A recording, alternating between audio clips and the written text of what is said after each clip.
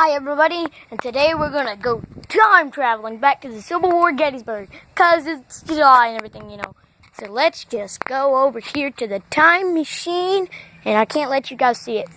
It's too amazing for your eyes, it will explode them out of your head.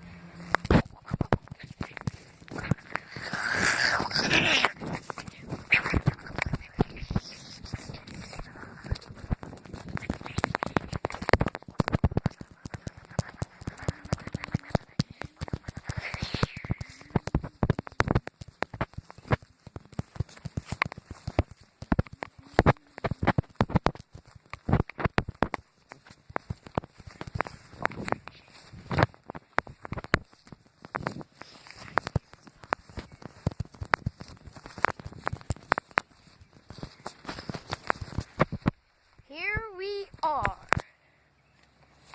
Now let's let this amazing soldier here tell us a little bit about the Battle of Gettysburg.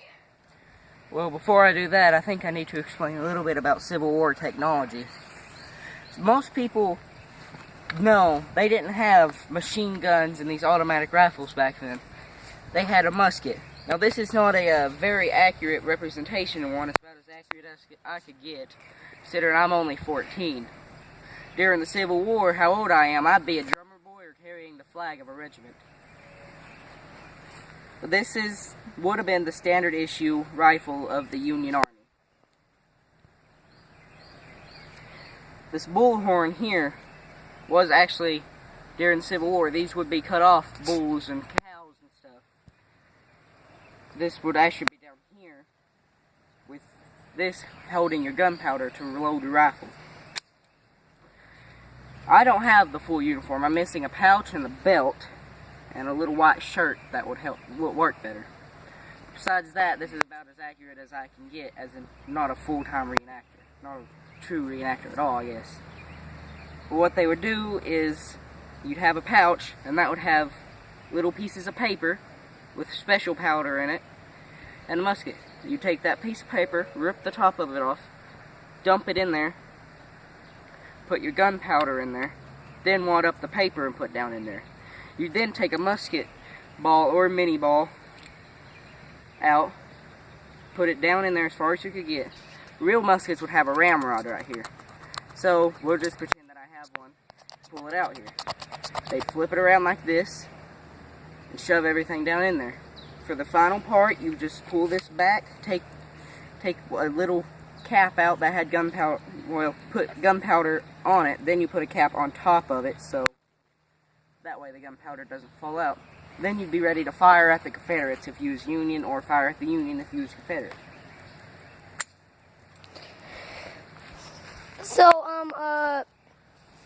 tell us a little bit more, tell us a little bit about that little thing you have on your hat, that symbol you have on your hat. Well, most Union regiments, especially the Irish ones, that's what this is the Daugherty family Irish symbol. Now, my actual last name, Daugherty, is D-A-U-G-H-E-R-T-Y. That's how you spell it in Old Irish. The Irish regiments of the Union Army would have something like this on it, so it'd be easier to identify the bodies. Most other regiments, sadly, didn't have that. That's why there's so many unknown soldiers of the Civil War.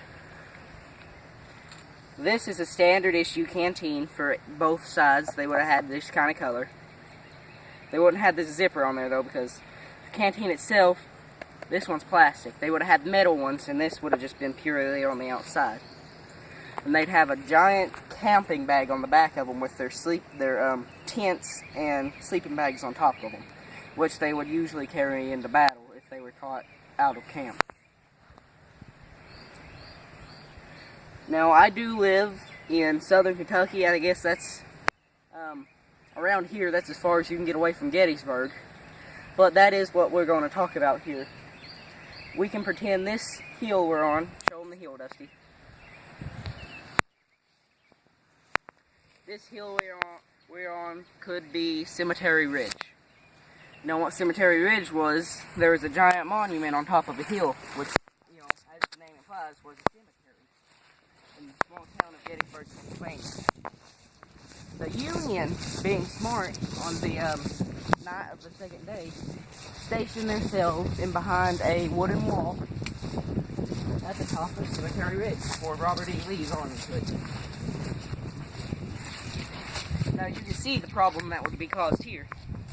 This hill is a lot smaller than what the one in Gettysburg, Pennsylvania would have been. And it still would have been a slaughter here if this was a battle. Yes, it would, Dusty. Because it was ancient tactics clashed with modern technology. The Confederates would have been stationed. See where that telephone line is? That telephone pole all the way down back there? Most of that would be open field. The Confederates would be past that. And they didn't make any main attacks on the Cemetery Ridge the second day. Except for a couple small charges and cannon fire, of course. Little Round Top, the other sides of the Union Army, one to the north, one to the south, was where the main conflict was the second day. That and the wheat field. It wasn't until day 3 of Gettysburg where the slaughter of Pickett's charge took place. Okay, everybody, my camera's running low. We'll have to record a part 2 to this. Thank you all for watching. And if you want to learn more about the Battle of Gettysburg, stay around. Part 2 will be coming out probably sometime this same day. See y'all later.